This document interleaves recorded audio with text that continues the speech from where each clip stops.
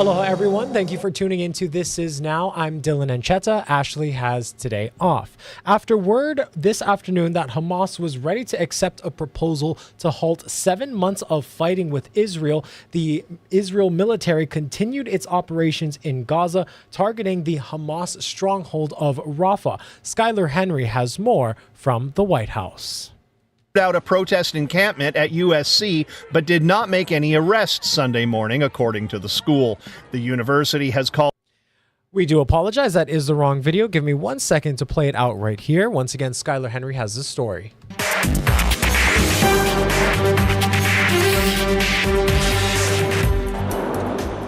The Israeli military says it's attacking Hamas targets in the southern Gaza city of Rafah.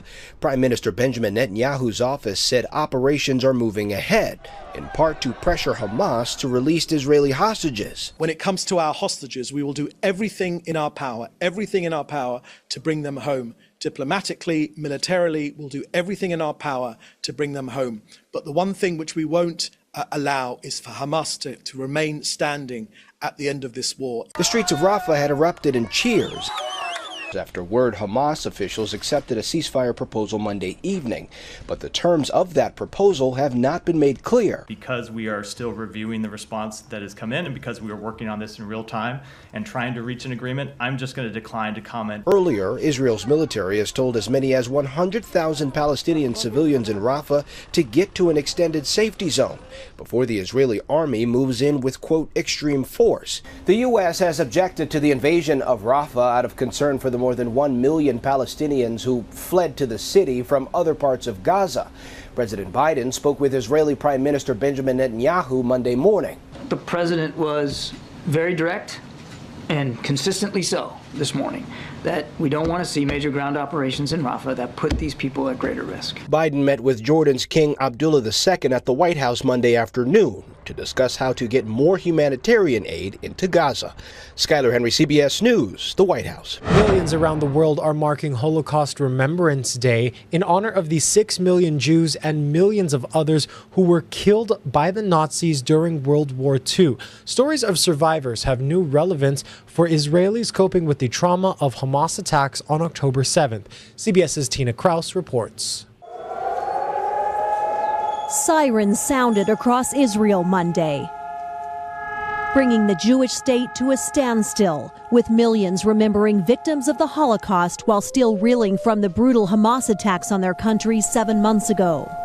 We can't let it happen again. This year's Holocaust commemorations have a searing significance for 6 elderly survivors, now scarred by last year's massacre that sparked the ongoing war in Gaza. What happened on October 7th is almost impossible to believe, says 86-year-old Holocaust survivor Bella Haim. To this day, I cannot fathom. I'm running away from it. The trauma drove Haim to return to her native Poland, which she fled as a child during World War II. She joined thousands in a march for the living at the site of the Auschwitz Nazi death camp. Faces of Holocaust victims fill a World Remembrance Center in Jerusalem, but not all of them are named, and researchers are harnessing the power of artificial intelligence to change that. Little kids that no one else knew to tell us a story about what happened to them. Israel's prime minister says 8 decades after the end of the Holocaust, never again is now. No amount of pressure, no decision by any international forum will stop Israel from defending itself. Benjamin Netanyahu vows Israel will stand alone if that's what it takes. Tina Kraus, CBS News, London. Here at home, there are new details today on an attempted murder investigation out of Kailua. Police arrested 28-year-old Jesse Kila for allegedly stabbing a 38-year-old man in the torso. The pair reportedly got into an argument around 4:30 Saturday afternoon on Kailua Road. Medics rushed the victim to the hospital in serious condition. We're told officers tracked down the suspect at his home about an hour after the attack. Our team is monitoring this and will bring you the latest details on air and online. Also in Windward, Oahu, police captured a man accused of firing a gun out of a moving vehicle near Ko'olau Village. This happened a little after 9 Saturday morning. We're told officers recovered about half a dozen bullet casings. The good news here is no one was hurt. The 38-year-old suspect was later picked up at Kamakana Ali'i Shopping Center and booked for reckless endangering. HPD is also investigating after a man was held up at gunpoint in the parking lot of the Times supermarket on Liliha. The robbery happened around 7:30 Saturday night. According to HPD records, the victim was there to meet a man who was allegedly selling a car on Facebook Marketplace. And on Hawaii Island, 28-year-old Dylan Alkane of Kona was sentenced to 20 years behind bars for his part in a crime spree last April that also involved his wife. Police say the pair was arrested following a police chase involving 2 stolen vehicles where the couple opened fire on officers. Now, back in February, Alkane pleaded guilty to charges of robbery in the first degree for theft of a Ford Explorer at gunpoint. Alkane also pleaded guilty to 2 counts of burglary, 2 counts of terroristic threatening, and criminal property damage. His wife is set to go to trial August 6th. It was a particularly dangerous weekend on Oahu roads with several crashes, including one that left a person dead and nearly a dozen other people were hurt. First, we have new details today on an overnight crash in Waianae that sent 2 people to the hospital. It happened on Hoku'ukali Street. The call came in around 10:25 last night. We're told a car was speeding when it lost control and drove up an embankment, which caused the vehicle to roll over and injecting the 2 inside. Paramedics treated 2 men, a 60-year-old and a 29-year-old. They were taken to the hospital in serious condition. No word on exactly what caused the crash. And Friday night, an 88-year-old man was trying to cross Moanalua Freeway when a motorcyclist fatally struck him. Officials say he was hit by a 21-year-old motorcyclist who was exiting the freeway off-ramp for Moanalua Road. Police say at this time, neither speed, drugs, nor alcohol appear to be contributing factors in this crash. And a little over 1 hour later, police and first responders got to the scene of another crash downtown that sent 4 women to the hospital. Police said the accident happened at 1199 Bishop Street around 9:30 p.m. following a car crashing into a concrete pillar. Officials say 3 were listed in serious condition and 1 in stable. Former President Donald Trump's so-called hush money trial resumed today, with the judge again holding the former president in contempt, warning Trump that if he continues violating the gag order, he could face jail time. Jared Hill reports from New York. Before walking into the courtroom Monday morning, former President Donald Trump railed against the gag order imposed by the judge overseeing his criminal trial in New York. I was in Miami this weekend, and reporters are asking me questions, the same questions like you're asking me, and I have to say I have a gag order, I can't speak about it. Never happened before, ever. Inside the courtroom, Judge Juan Rashan found Trump in contempt once again, this time for comments he made about the jury in an interview last month. The judge fined Trump $1,000, then noted that since the fines don't appear to have an effect, going forward, the former president could risk jail time. Judge Merchan told Mr. Trump, "The last thing I want to do is put you in jail. You're a former president of the United States, and possibly the next one as well." But Merchan said the gag violations constitute a direct attack on the rule of law, which I cannot allow to continue. The former president maintains he should be able to speak freely. It is unconstitutional and it shouldn't be allowed, and I wish people could move a little bit quicker, the appellate courts, because the whole world is watching this. Trump is charged with falsifying business records in connection with payments his former lawyer, Michael Cohen, paid to adult film star Stormy Daniels ahead of the 2016 presidential election. On the stand Monday, a former controller for the Trump Organization, Jeffrey McConney, testified about his role in arranging payments to Cohen, which the prosecution says were reimbursements. Trump denies any wrongdoing. Jared Hill, CBS News, New York. In international news, catastrophic flooding has claimed the lives of at least 83 people in southern Brazil. At least 111 more people remain missing, and thousands have been forced from their homes. Julia Vargas Jones has the story. Waist deep in floodwaters, civilian volunteers work tirelessly to rescue those still stranded. On 4x4 vehicles at first, helping residents save their most precious belongings. But where roads become rivers, they switch to canoes. I'm wet, this little girl says, Aren't you a mermaid? The volunteer replies. You're okay. This volunteer telling CNN his team rescued more than 60 people on Sunday, many children, elderly, or with mobility issues. It was really stressful. There is just so much water. We're worried about the people still stranded, without cell signal, he says. I saw so many people cry today, he says, having lost everything, their homes, their pets, left behind. But help is also coming from the skies. This rescue unit using a brick to open a hole in the roof of a flooded house where they pull out this baby. The scenes are devastating. People are in complete despair, the fire sub-commander says. Bodies have been recovered from floodwaters. Authorities call this the worst natural disaster to ever hit Brazil's far south, a state larger than the United Kingdom. Relentless rain has flooded over 300 towns, displacing more than 100,000 and affecting more than 250,000 people. This is the state's fourth catastrophic flood in 1 year. In the capital, Porto Alegre, historical landmarks underwater. And the seawall holding the weight of calamity on Friday, now with water on both sides. At the airport, flights are grounded as rain has not relented.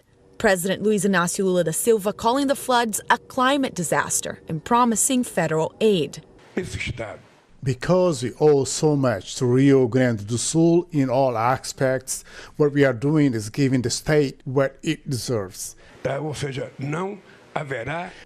will be no bureaucratic obstacles for us to recover the grandiosity of this state. The town of Canoas, meaning canoe in Portuguese, received the brunt of the rain. Patients had to be evacuated from its main hospital before it was almost entirely submerged. In this neighborhood, residents say evacuation alerts came too late, and they could only leave by flagging down a boat, like this one, and hoping they can one day return home. Julia Vargas Jones, CNN, New York. And back here in Hawaii, it's been nearly a month since devastating floods damaged dozens of homes on Kauai. County officials warn that residents may not qualify for federal assistance. Eddie Dowd explains. County officials tell me FEMA spent the past week on the ground conducting a joint preliminary damage assessment. It found 121 homes were impacted by the flooding, but the damage might not be severe or widespread enough to meet the threshold for federal assistance. Meantime, some residents are facing thousands of dollars in bills for the cleanup. More than 12 hours of rain pummeled parts of the Garden Island in a few hours overnight on April 12th. H&N was there as the Castíssimo Ohana in Kaloa started to clean out their flooded home. Here on the car, so about waist high. They estimate the damage to be in the tens of thousands of dollars. The same was the case for Peter Fisher, who lives along the Wailua River on the island's east side. And Ho'omana thrift store down the street found all their inventory flooded out.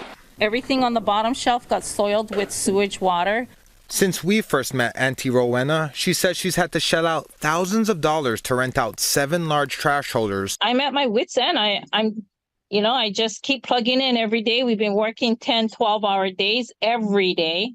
Typical homeowner insurance doesn't cover flood damage, and the Kauai Emergency Management Agency says the county does not have a fund for those affected by flooding, but says the process is still ongoing to see if residents will be eligible for FEMA's Individual Assistance Program. In my experience, normally FEMA is looking for very significant impacts to a large number of residences. In our case, we had 0 destroyed, 40 were deemed major damage, 50 minor damage, 31 were affected.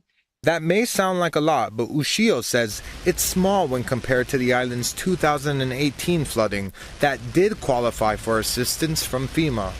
We are far below even 1/3 of what we had back in 2018. If we look at incidents like 2018 eruption on the Big Island, hundreds of homes were destroyed. Or in the more recent Lahaina disaster, hundreds of homes destroyed. those would clearly qualify for, FEMA IA.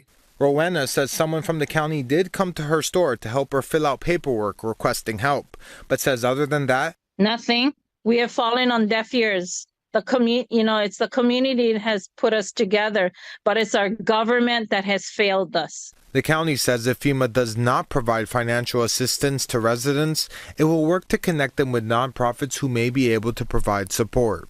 We are told that joint preliminary damage assessment will now go to Governor Josh Green in the coming days for review. According to the Kauai Emergency Management Agency, he will then have to make a decision to formally request federal aid. There's no guarantee that his request would be approved by the federal government. Eddie Dowd, Hawaii News Now. Some college campuses are moving forward with commencement ceremonies in light of pro-Palestinian protests on their campuses. Rick Damighello reports. This weekend saw universities across America hold graduation ceremonies as well as arrests in the ongoing pro-Palestinian campus protests. In Los Angeles, police cleared out a protest encampment at USC, but did not make any arrests Sunday morning, according to the school.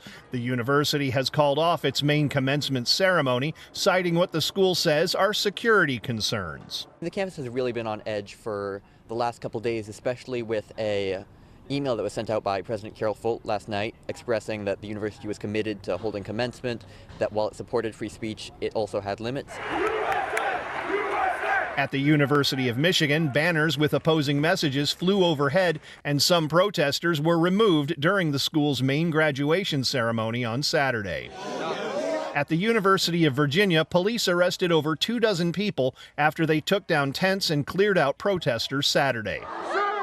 There has been gas that has been sprayed. We don't know if that is tear gas, but you can see that there has been gas that has been sprayed as they are moving in, and there is fighting in between them.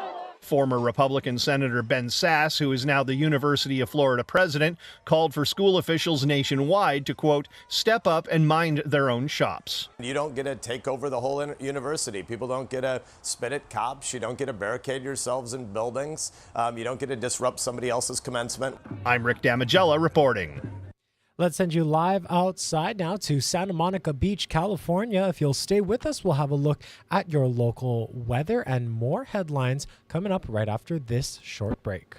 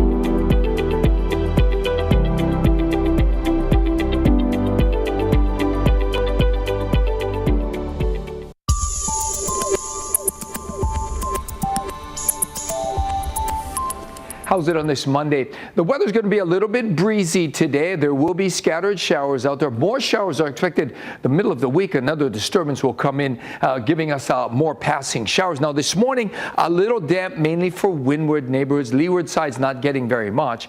And the rainfall totals will be on the light side because we'll have breezy winds today. That will push out the showers as quickly as they come in. That limits the rainfall from building up. So it's going to be a little bit of a damp start this morning. Rainbows out there likely. We're going to see lots of afternoon sunshine though, and those winds running pretty swift at 15 to 25 miles an hour.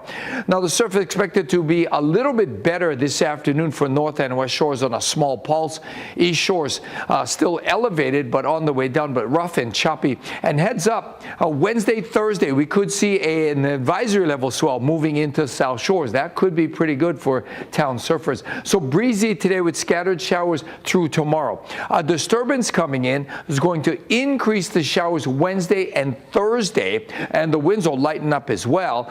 Drier conditions should take hold over the weekend. Time to check out some news from the feeds. Tourists in Seattle, including one Hawaii man, were disappointed on Sunday when they headed to the original Starbucks, only to find out that it was closed due to vandalism. Brady Wakayama has the story. On a gloomy Sunday afternoon, it's business as usual at Seattle's Pike Place Market, except at one of its most popular businesses. We actually came to see the original Starbucks, and unfortunately it's not open. Sheila Ordaz came from Texas, and like many others from out of town, made her way to the coffee shop, only to find disappointment. Of course you're going to Seattle, and you're going to want to, this is Seattle, so it's kind of sad. I love Starbucks. Cell phone video from Friday night shows some of the damage. In the video, you can see the front window of the store vandalized, with a handful of firefighters and police officers responding to the incident. I came a long way for nothing, but it's okay, I understand. David Kikau came from Hawaii, invested in seeing this iconic Seattle staple. Well, in Hawaii we have Starbucks and we hang out there, we study there, we meet there. And I bought stocks in it a while ago, and I always wanted to see where it started. Workers were on site throughout the weekend telling onlookers, so when will it open? A spokesperson sent King 5 a statement regarding the closure and vandalism, saying in part, fortunately, the store was closed and all partners and customers are safe. 1912 Pike Place is our original store where so much connection and kindness has taken place for more than half a century. We will reopen for our customers, our partners, and our community very soon. Reporting in Seattle, Brady Wakayama, King 5 News.